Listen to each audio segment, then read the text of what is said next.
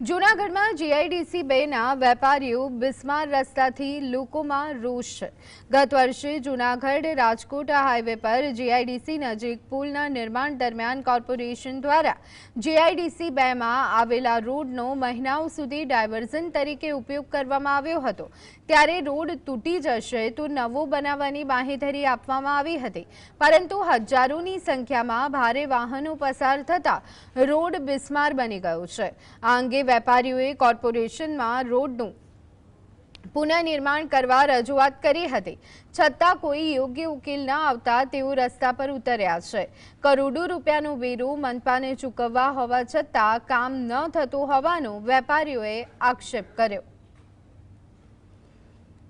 વર્ષ થવા આવ્યું છતાં અમને એ લોકોએ રોડ કે કોઈ બનાવી આપેલ નથી। બસ આજે એ જ કે અમારી માંગ પૂરી કરવા માટે, અને જો અમને 24 કલાકમાં આનું કોઈ કનેક્શન નહીં આવે તો અમે આવતીકાલથી ગેટ નંબર 1 થી ગેટ નંબર 2 સુધીનો મેઇન રોડ બંધ કરી અને પુનઃ આમ જનતાને તકલીફ ન પડે એટલા માટે અમે ડાયવર્ઝન ચાલુ કરાવશું।